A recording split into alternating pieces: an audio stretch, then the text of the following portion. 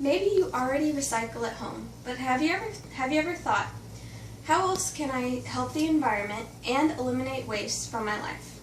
One thing you can do is compost. Today I'll be talking about how to compost, including the materials you'll need, the proper technique to compost effectively, what you can and cannot compost, and how you know when your compost is ready. Before I begin, I want to go over what composting is. Composting is when you collect organic waste and let it decompose into fertilizer you can use at home. The benefits of this are saving money on the fertilizer you would buy at the store, eliminating waste from landfills, and lowering the use of chemical fertilizers that harm the environment.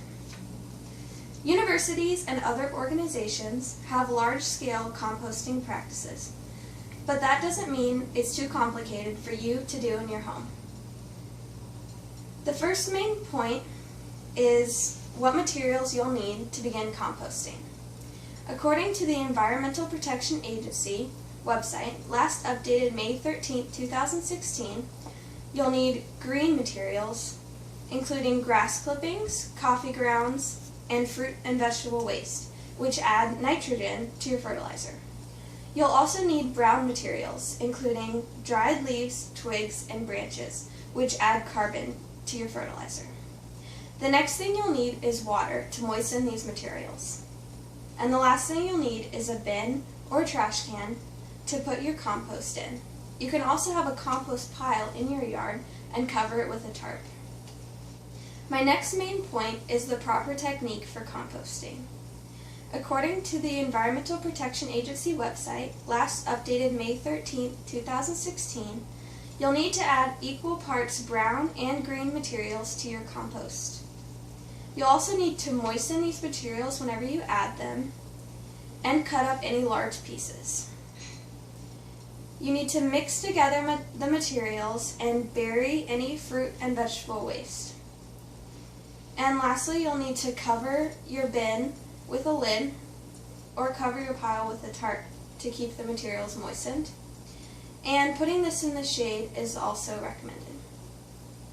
My third main point is what you can and cannot compost. And for this I have a visual, which I've gotten from homeandgardenamerica.com. This information is consistent with what I found on the Environmental Protection Agency website. Some of the things that you can compost are fruit and vegetables, including peels, cores, and stems, tea bags, coffee grounds, and coffee filters. Some things that are not okay to compost include fats and greases, eggs, meat, and bones. My last main point is to go over when you know when your compost is done. You'll know it's done whenever it's dark in color and the particles are all a consistent size. This will take anywhere from 2 months to 2 years, which is a long time, but once your pile has been established, you'll keep having new compost fertilizer to use. And you can use this fertilizer in your home on plants or in your garden. So far, I've talked about what composting is and how to do it, including the materials you'll need, the proper technique for composting effectively, what you can and cannot compost, and how you know when your compost is ready. If this interests you, hopefully you've gained some new knowledge on how to begin composting in your home. Thank you for listening.